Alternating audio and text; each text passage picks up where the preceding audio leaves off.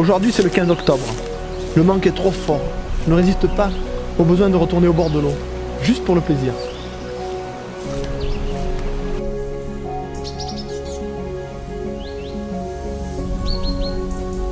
Je me demande d'où vient ce manque. Est-ce que c'est la rivière elle-même?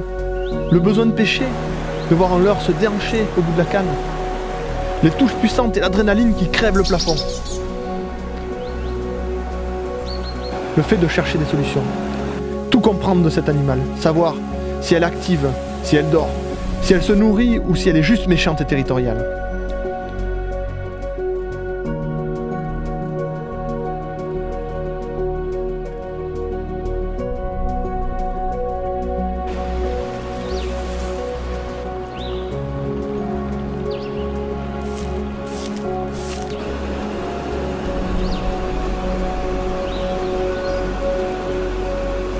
Le paysage.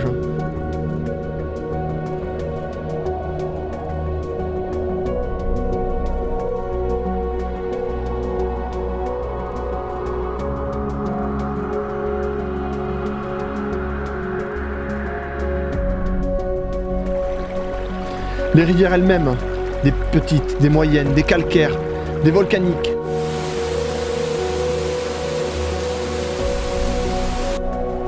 Les montagnes, des vallons, des plaines.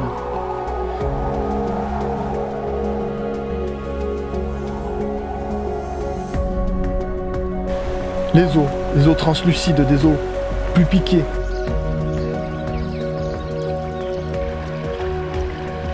Des cascades majestueuses.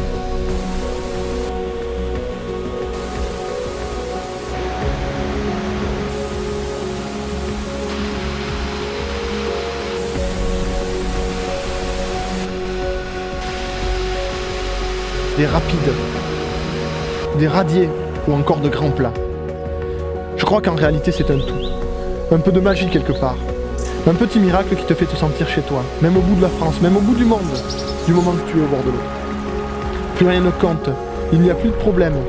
C'est un vrai moment de grâce comme on en vit très peu. Plus la saison est riche, plus le manque est grand. Et cette année, quelle saison, que d'aventures.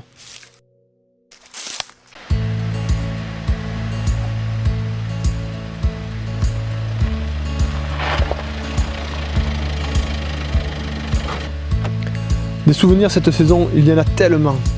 Je me rappelle par exemple de cette sortie au mois de mai sur la Grande Rue.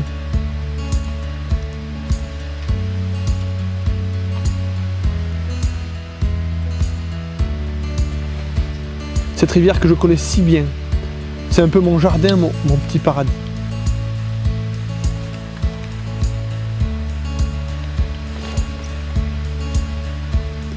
Elle qui descend des plus grands volcans du territoire. J'en connais chaque caillou, des parties les plus faciles aux plus inaccessibles. Elle est partout cette belle truite, noire comme du charbon. Et pourtant, ce jour-là des truites j'en ai pris des dizaines, mais pour en prendre une qui sort du lot, que d'efforts.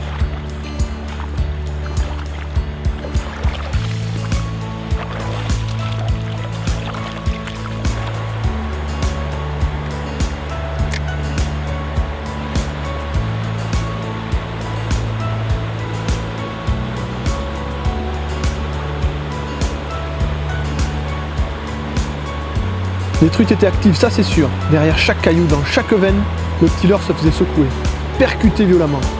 Mais après chaque ferrage, l'une derrière l'autre, c'était des fillettes qui finissaient au bout de la ligne.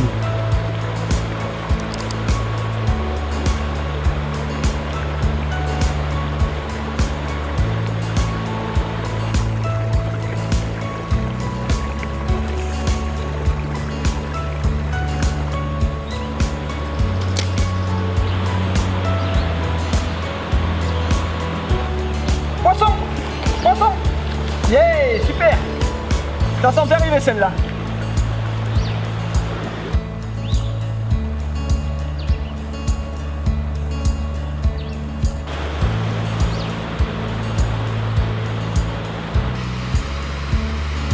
Quelques mémères suivaient bien le leurre nonchalamment, mais aucune ne daignait le happer réellement.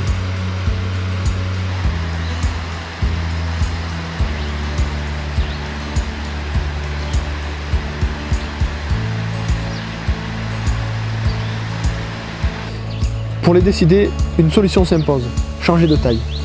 Les petits leurres en 50 mm reprennent place dans la boîte. Place au 63 voire au 72 pour espérer décider une truite plus respectable.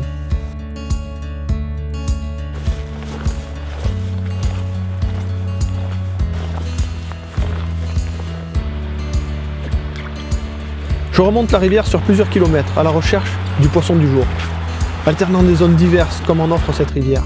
Plat, grand rapide, petit radier, il me faut tout explorer. Mais c'est toujours aussi dur de trouver dans ces eaux un beau poisson coopératif.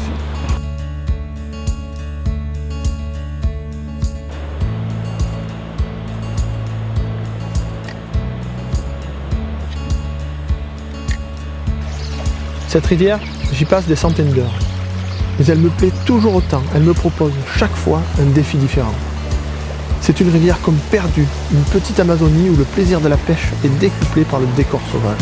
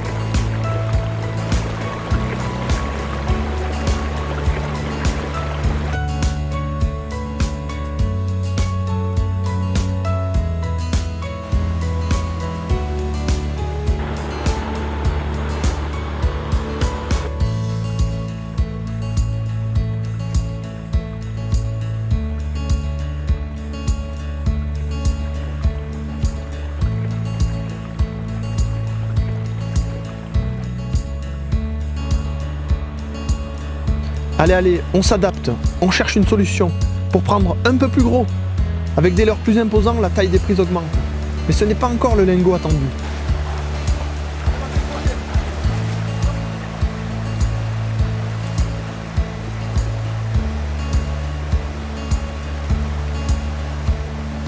Ces robes changent d'un kilomètre à l'autre.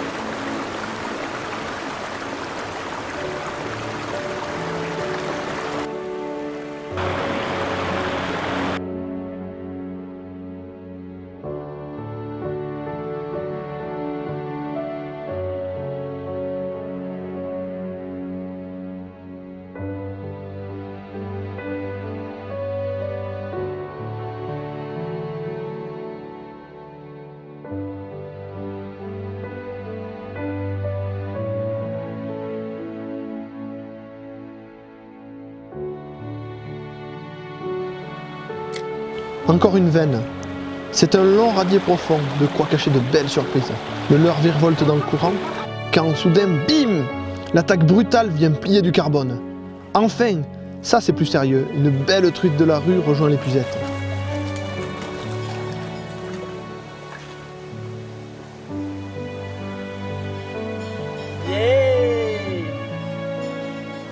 Une dormeuse sombre comme une ardoise, je viens de la réveiller. Quelle robe super pour cette merveille de la nature. Ça me rappelle un autre souvenir, à quelques kilomètres de là, sur les plateaux d'estive cantaliens, au pied d'une cascade grandiose. C'est la Lanche et ses truites claires que je suis parti défier en mode petit ruisseau et micro-leurre.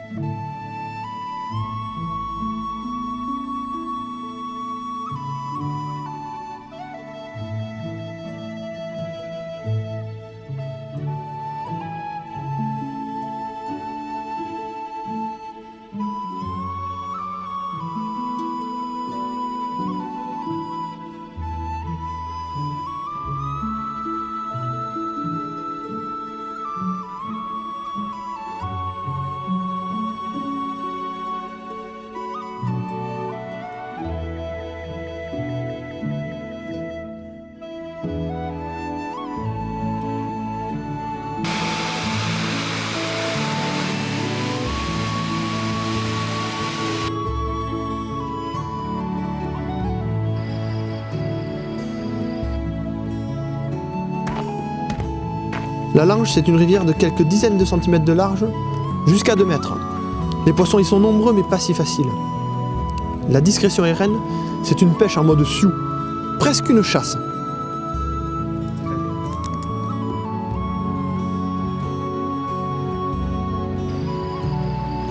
Ces petits milieux, c'est le royaume des micro-leurres. Petits poissons nageurs et cuillères numéro 1, ils sont à leur aise. C'est si petit que l'on croirait que c'est désert. Mais attention, à chaque lancer réussi, des furies sortent de la berge. Les postes sont si petits, il faut des leurres qui travaillent vite et sachent convaincre un poisson instantanément.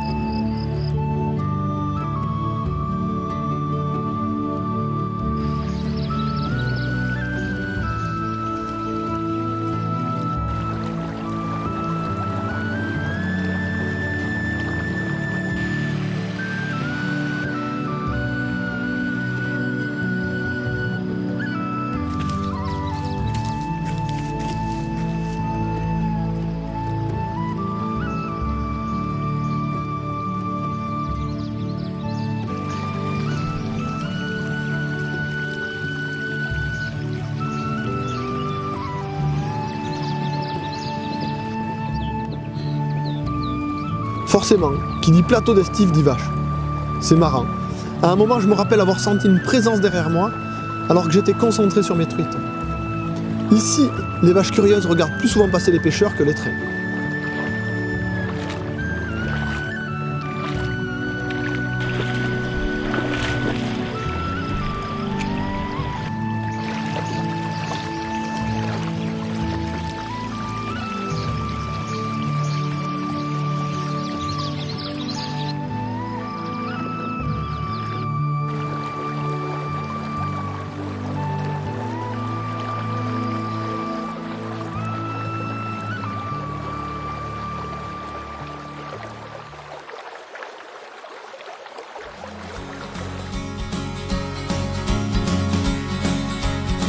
Même ici, certains postes sortent forcément du lot. À un moment précis, c'est presque instinctif. Un plus gros retour, une belle sous-berge. N'importe quel pêcheur s'attardera naturellement.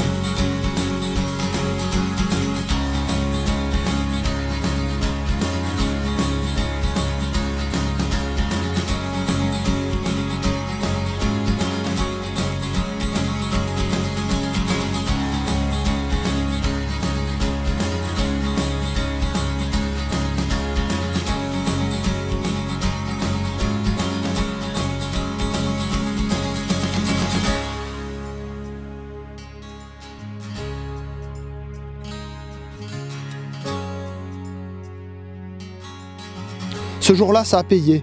Sur un coup marqué, c'était une truite de plus de 25 cm qui capte la petite cuillère. 25 cm? Autant dire un monstre à plus de 1200 mètres d'altitude.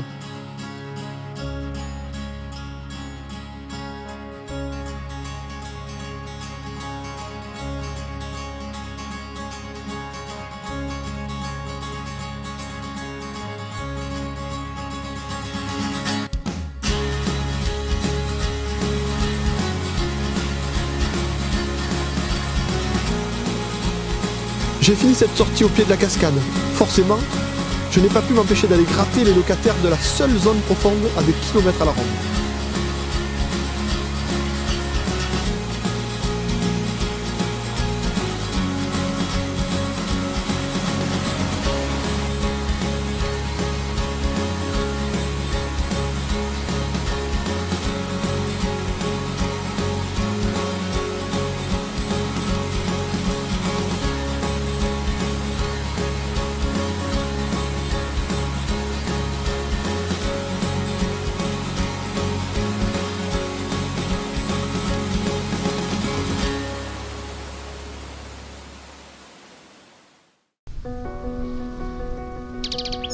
Pour la suite de cette saison hors norme, changement radical de décor. Depuis longtemps, Christophe me parlait de ces belles rivières bretonnes. Moi qui imaginais cette terre plus propice à la pêche en mer, je me suis laissé guider par un vrai breton.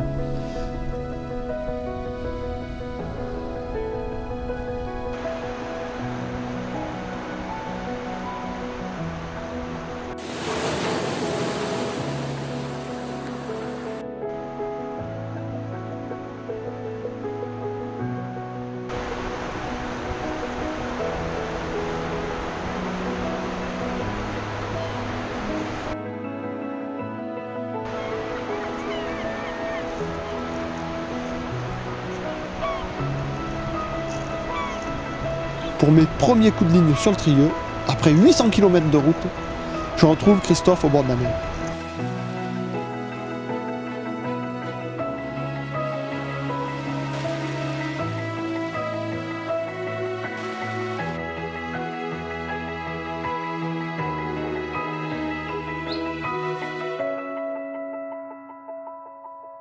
C'est super joli quoi. Ouais, mais. Parce que t'en entendras jamais plus. S'il respecte le début. Et c'est parti pour l'intérieur des terres. On va défier les petites bretonnes jusqu'à la source de sa rivière préférée. Loin des rivières que je connais et maîtrise bien, c'est un casse-tête technique que me proposa Christophe. Des rivières plus lentes et enherbées, à perte de vue. Voilà un beau défi comme je les aime. De ceux qui titillent l'imagination et poussent à s'adapter coûte que coûte. Les poissons sont là. On les voit gober et s'échapper sous nos pieds. Pour les prendre, il ne reste plus qu'à trouver la bonne recette.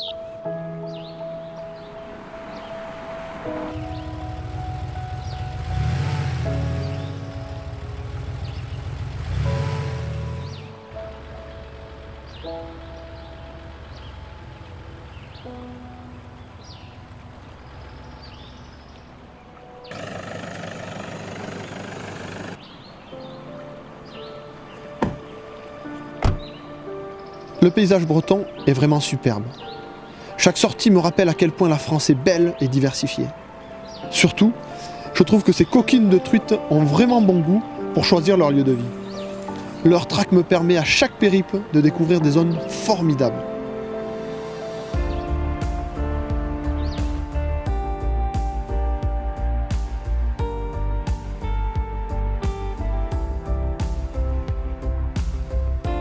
Cette année, il a fait chaud très tôt sur le Trieux. Les eaux sont déjà basses, l'étiage s'approche doucement. Tous les pêcheurs de truites au leurre savent à quel point cette période est difficile à négocier. Techniquement, il faut trouver des solutions adaptées. Ce jour-là, avec Christophe, je pressens que ça va être compliqué. Je le sais, tous les choix vont compter et il va falloir animer juste, très juste.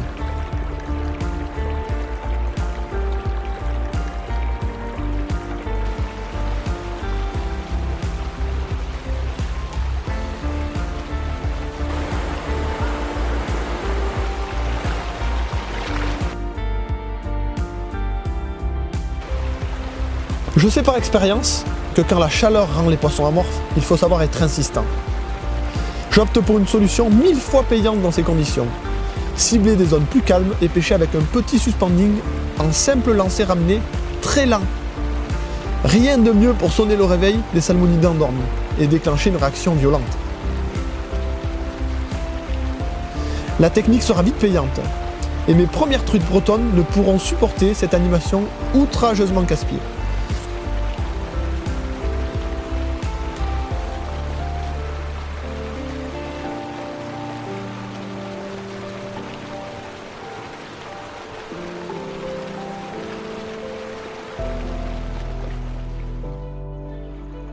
Christophe me vante la puissance de ces poissons qui, bien que modestes par la taille dans ces rivières acides, ont tendance à prendre du pétard dans les nageoires quand elles dépassent les 30 cm.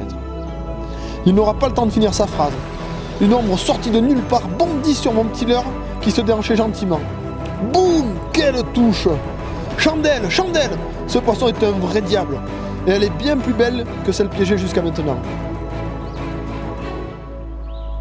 C'est un petit bécard aux mensurations honorables et au caractère de feu. Il me laissera un souvenir impérissable.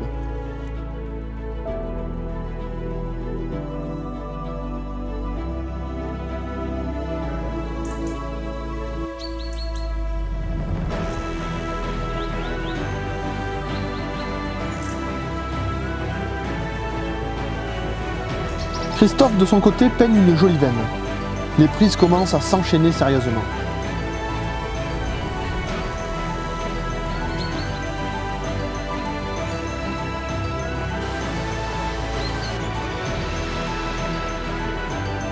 Ces truites sont de vrais lingots d'or.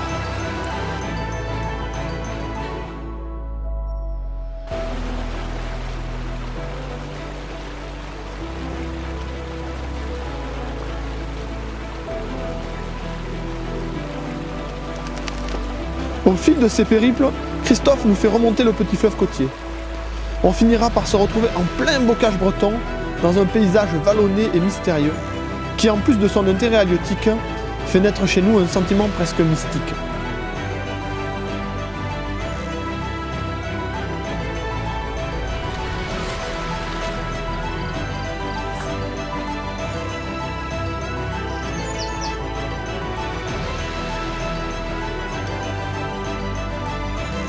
Ces petits coins de Bretagne qui nous offriront nos derniers poissons sont un lieu mystérieux, où un animal si facétieux que la truite ne peut que se trouver à l'aise, tant cet espace semble chargé de magie.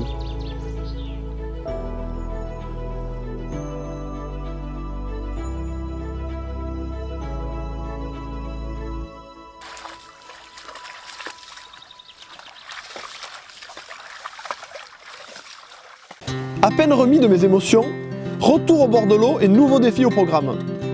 Cette fois, direction le Haut-Allier entre Lozère et Haute-Loire. Décidément, cette saison est placée sous le signe de la découverte.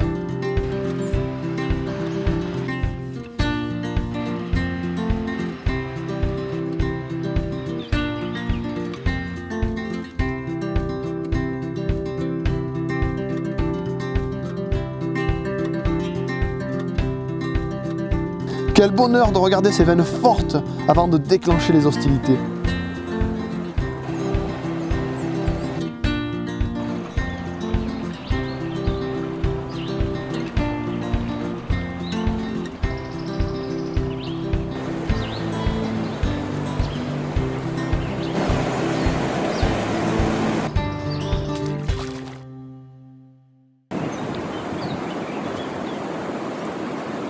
Le Haut-Allier, c'est un paysage à part.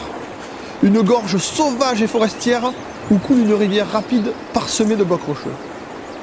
Aux confins de la Lozère et de la Haute-Loire, c'est le choc entre le basalte et le granit. Les roches claires sont brusquement stoppées par les vieilles coulées de lave couleur ébène.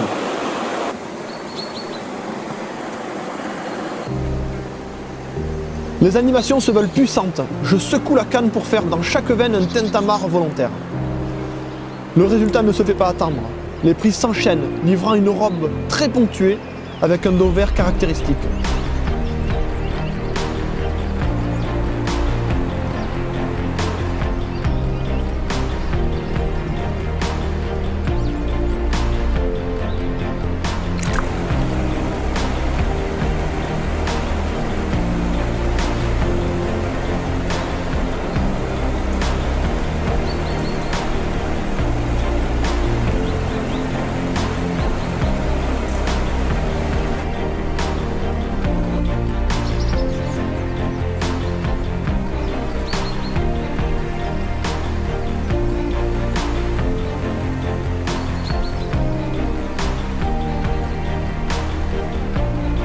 Cette rivière, outre ses truites magnifiques, héberge aussi des saumons.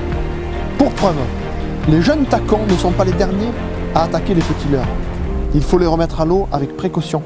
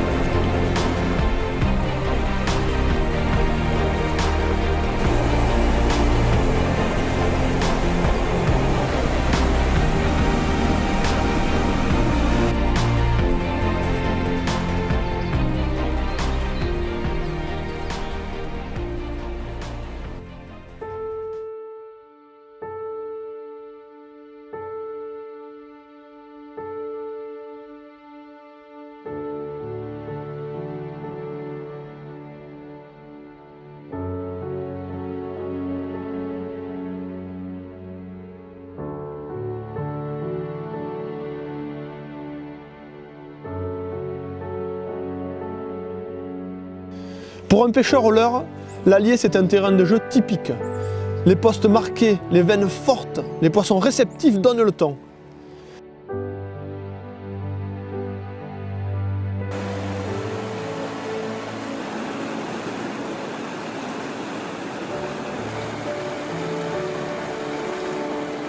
Les heavy sinking, saileurs très lourds par nature, sont les rois de ces courants forts. Pour pêcher creux dans le bouillon, on ne fait pas mieux.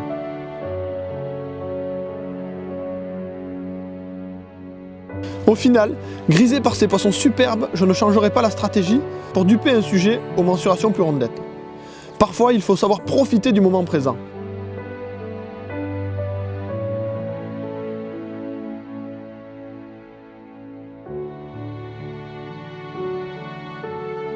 Même les plus petites des truites prises ce jour-là sont de vrais joyaux miniatures.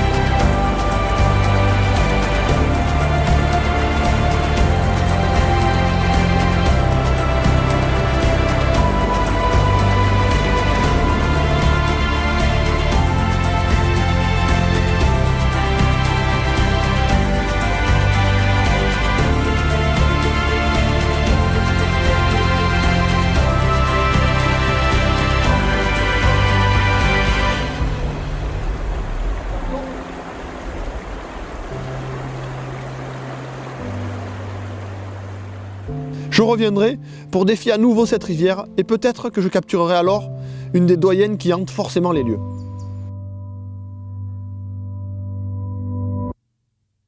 Au milieu de la saison, encore une fois, voilà qu'une envie irrépressible de partir à la découverte me prend. Cap plein sud, direction le Verdon. J'ai vu des dizaines de fois une photo ou un film de ces falaises claires et de ces eaux bleu turquoise. Il est temps d'aller s'en rendre compte par soi-même. Le contraste est saisissant. Moi qui ai quitté des grandes forêts de feuillus et des eaux piquées, me voilà dans des gorges immenses de couleurs presque ivoires. Au fond de cette cathédrale minérale, on entend le Verdon et on aperçoit son bleu criard qui court sur la roche. Quel spectacle!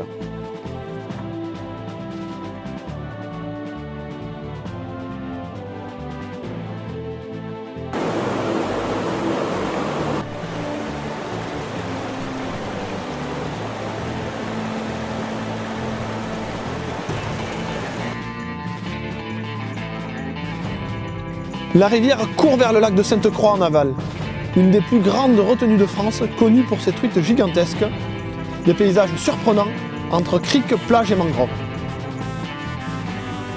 Pas de doute, ici c'est méditerranéen. Garrigues à perte de vue et guêpiers virevoltant dans les airs, ça sent mon sud natal. Au niveau faune néanmoins, on remarque dans le ciel d'immenses planeurs qui s'enroulent dans les ascendances et s'élèvent sans un effort. Les majestueux vautours fauves et moines rajoutent à l'identité du lieu un côté à la fois envoûtant et inquiétant.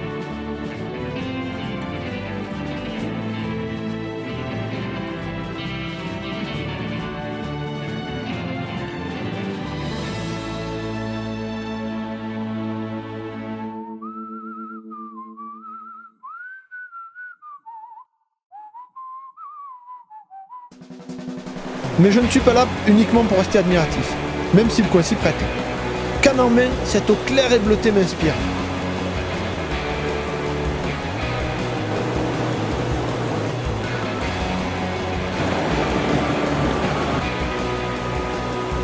Je ne tarderai pas à prendre mes premières truites. Elles sont remarquablement claires. Seuls quelques reflets plus sombres en bande trahissent leur origine méditerranéenne.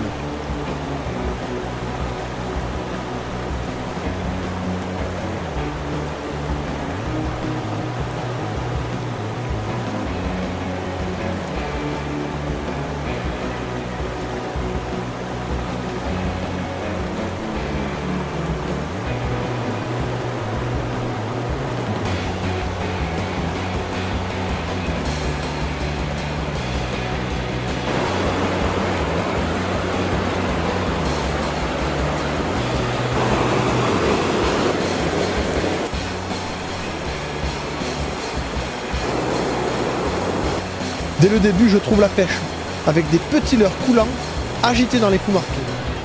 Mais comme souvent, les conditions vont vite changer.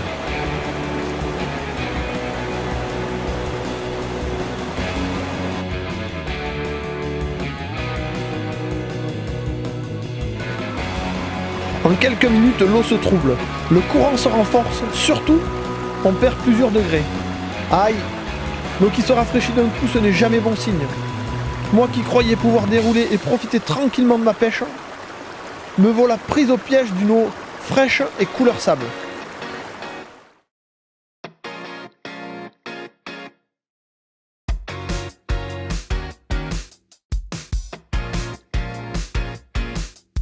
Les poissons ne répondent plus du tout.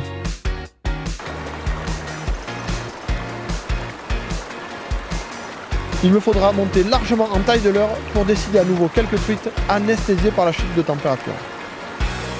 Niveau coloris, le flashy, voire très flashy, devrait faire la différence.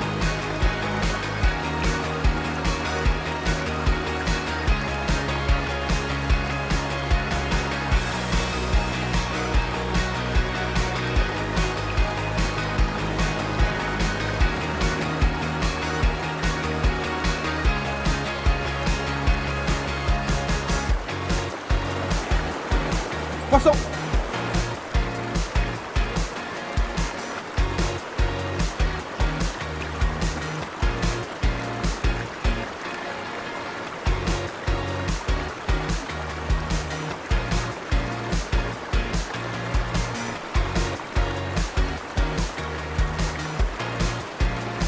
Cette dernière truite conclura cette pêche qui a fini difficile, mais qui restera une belle découverte.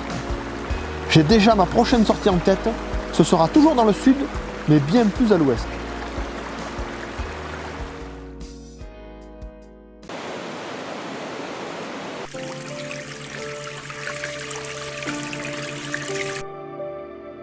Le Tarn, du moins le département, ce n'est pas la destination à laquelle on pense en premier quand on est pêcheur de truites.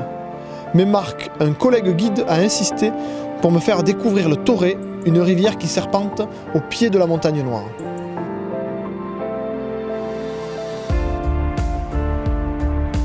La surprise est totale. La rivière vaut vraiment le coup d'œil. Les veines larges s'enchaînent et se succèdent. Vraiment un coin qui sent la truite au premier coup d'œil. D'ailleurs, l'impression sera vite confirmée. Premier lancé et déjà une touche puissante secoue le leurre.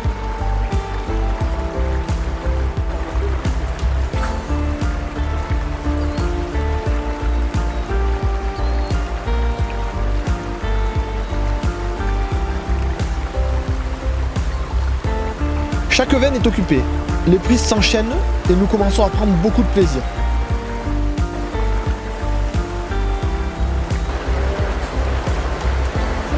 Pas de belles prises pour autant, les poissons sont calibrés entre 20 et 25, quelle que soit la stratégie de pêche. Je passe volontairement sur du leurre de 80 mm pour essayer de convaincre les plus grosses d'attaquer. Mais même sur cette bouchée XL, ce sont les fillettes qui continuent à s'exciter. Petites, mais vraiment territoriales les tarnaises.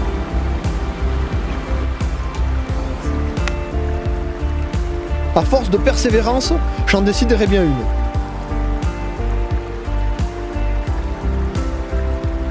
Enfin une masse plus large sort d'une grosse veine et happe le leurre. Je n'y croyais plus. Je n'y croyais tellement plus que la force de la touche me surprend et je la loupe.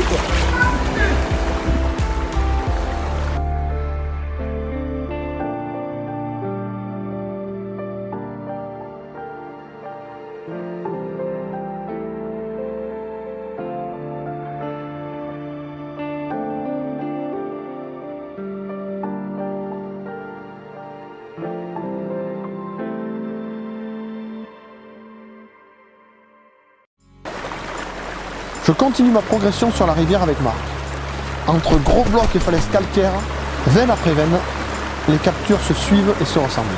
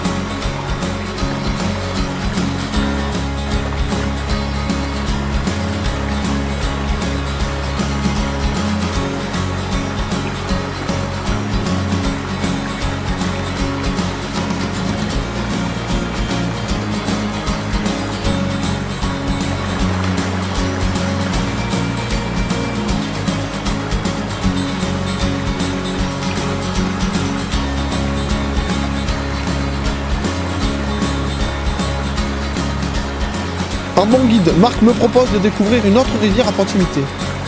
Un affluent du Torré, une petite rivière torrentielle qui descend en cascade de la montagne Noire. Comme c'est toujours tendu, c'est souvent des gros impacts.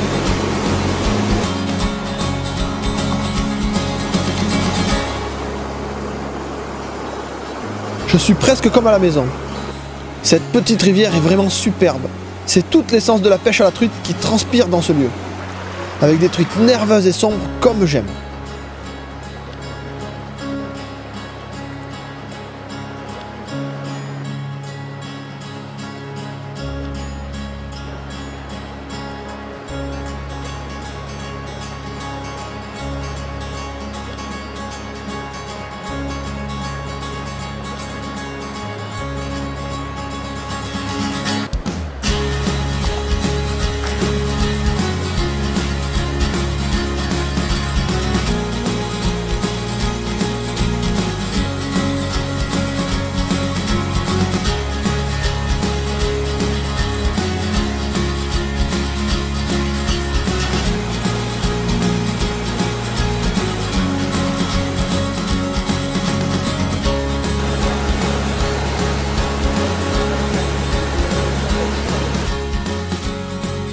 Toujours pas de grosse, mais peu importe. Grâce à Marc et ses conseils, j'aurais appris à connaître le Torré et un de ses formidables petits affluents. Une très belle surprise. Je ne manquerai pas de revenir à l'occasion. Après ce moment de partage, je reprends la route seule, direction la Bienne. La Bienne, c'est le Jura. Une rivière mythique mais aussi martyre qui a parfois souffert. Elle reste cependant peuplée de nombreuses grosses truites. Cette session, c'est sans appel mission gros poisson. En arrivant, le ton est donné. Sous le premier pont, de très gros sujets vaguent à leurs occupations. Quelle merveille, juste à portée de main. Mais dans cette eau claire, tromper leur vigilance ne sera pas une mince affaire.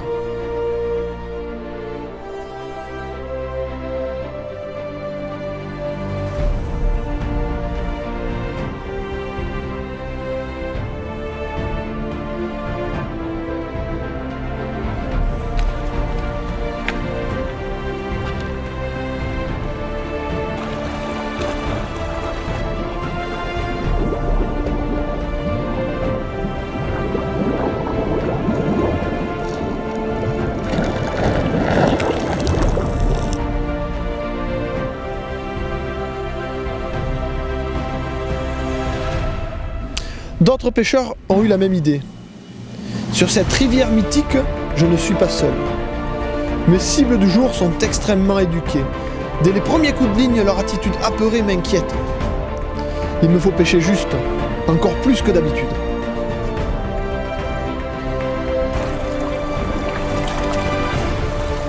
À part quelques attaques de surprise, les poissons nageurs sont systématiquement boudés. Après avoir repéré un beau poisson, je décide de l'attaquer sur une micro-leurre souple à vue.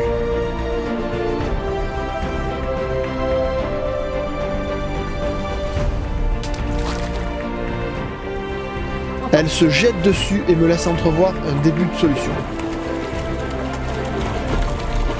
Oh oh.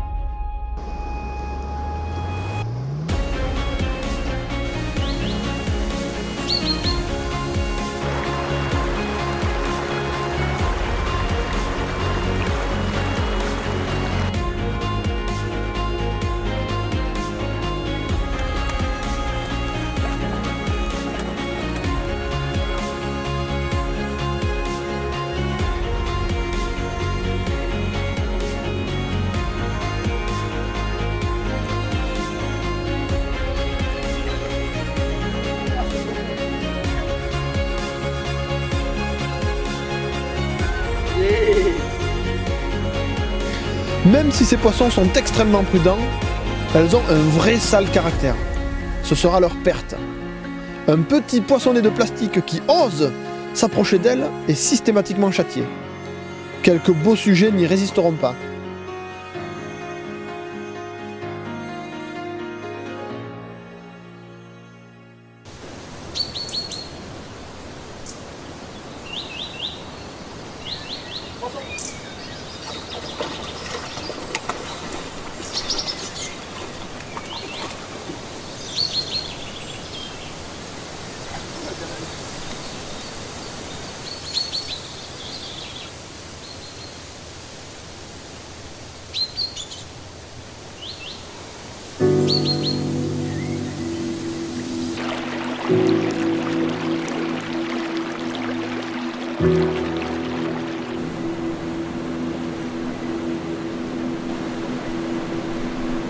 Juste pour le plaisir. Toujours armé de mon petit leurre souple, je réalise quelques dérives dans le courant à la manière d'un pêcheur au toc pour cibler des poissons repérés et actifs en pleine veine. Décidément, avec ces truites si éduquées, la finesse paye.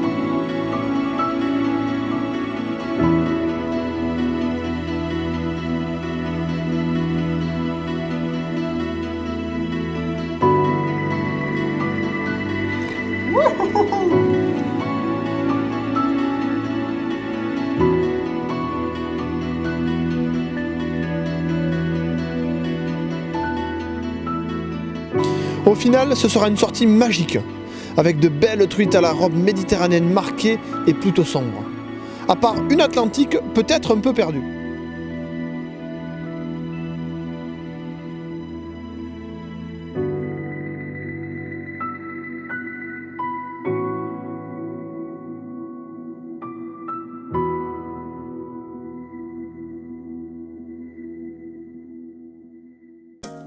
Après ces émotions intenses, cap sur le budget tout proche. L'Albarine, une rivière petite par la taille mais grande par la réputation. Ici, la densité de truites est extraordinaire. Dans ces eaux limpides, le salmonidé est partout.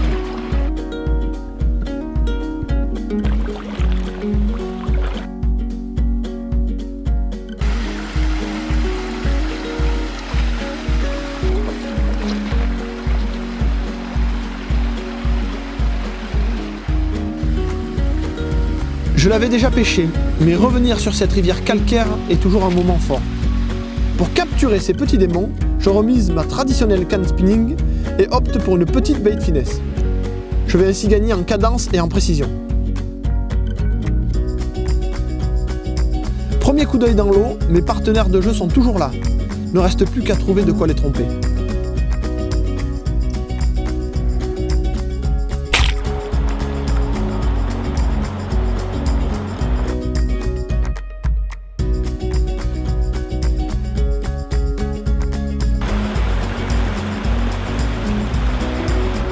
La rivière n'est pas très large, les poissons nombreux mais méfiants.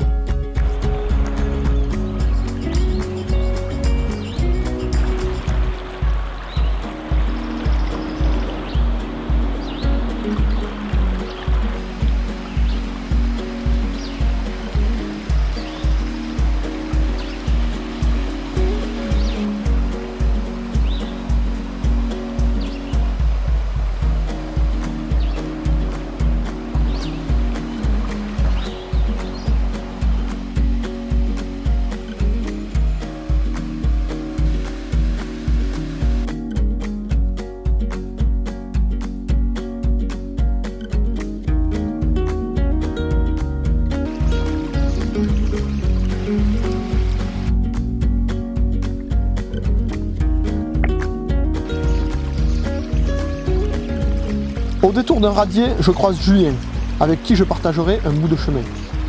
Il me donne quelques infos pour réussir sur cette rivière qu'il connaît parfaitement.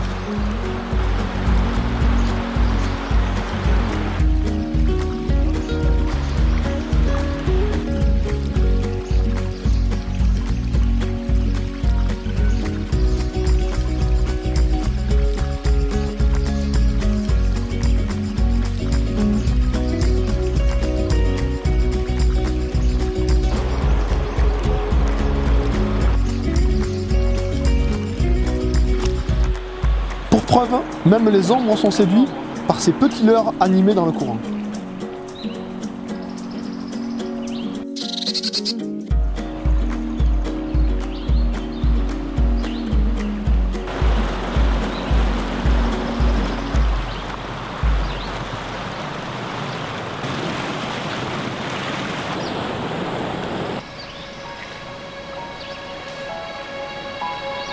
Puis vient le déclic. Enfin, le soleil disparaît derrière la falaise. Il fait plus sombre. Les poissons qui basaient il y a quelques minutes leur réaction sur la vue commencent à être sensibles aux vibrations. C'est un début de coup du soir qui promet.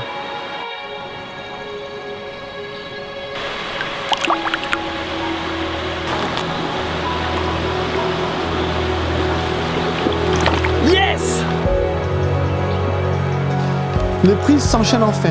Et quelques sujets respectables ne résisteront pas aux petits leurres, patiemment animés et qui prennent vie dans l'eau. Un vrai bonheur de voir leurs robes zébrées se découvrir dans l'épuisette, puis disparaître à nouveau vers le fond. Magnifique! Je resterai sur ce coup du soir, parsemé de nombreuses et belles prises.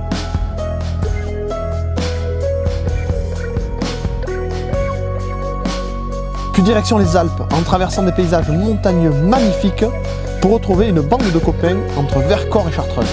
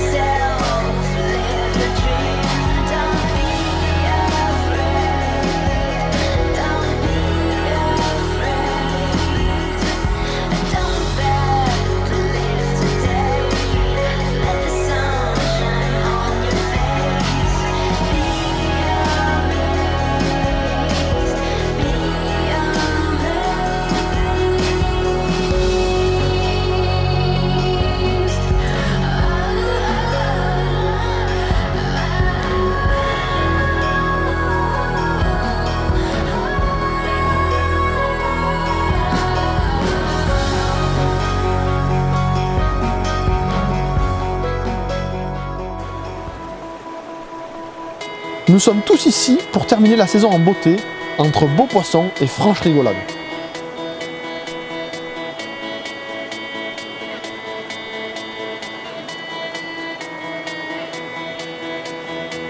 Michael, un spécialiste de l'Isère, s'emploie à nous montrer les subtilités de cette grande rivière particulièrement complexe à appréhender.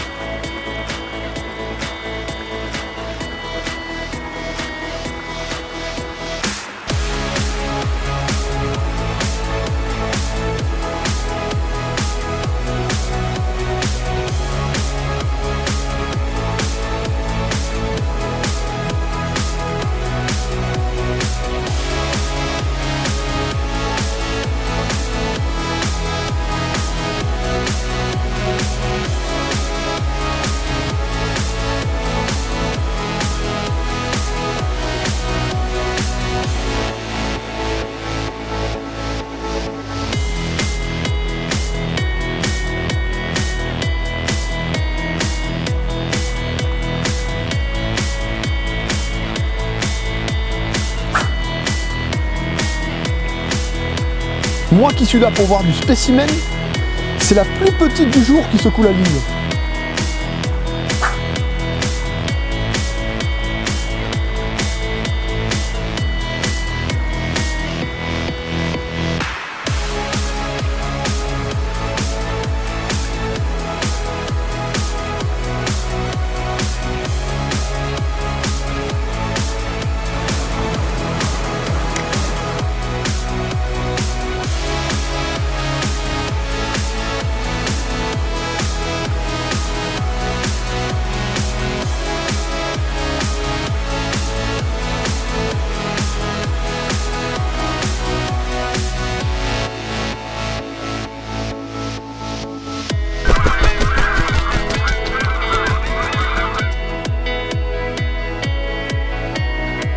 Nous finirons tous par tromper la vigilance des hôtes du lieu pour notre plus grand plaisir. Mais nous n'étions pas au bout de nos surprises. Ici vivent des poissons exceptionnels et nous croyons en notre chance.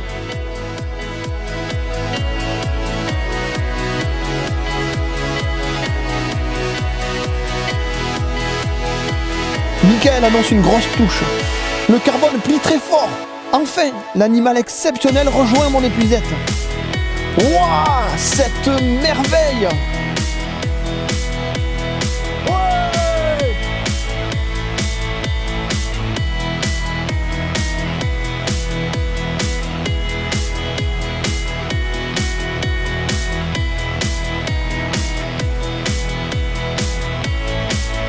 Ce magnifique bécard à la robe panthère est une bien belle manière de finir cette saison entre copains. Pour moi, c'est la fin d'un périple qui restera gravé pour toujours.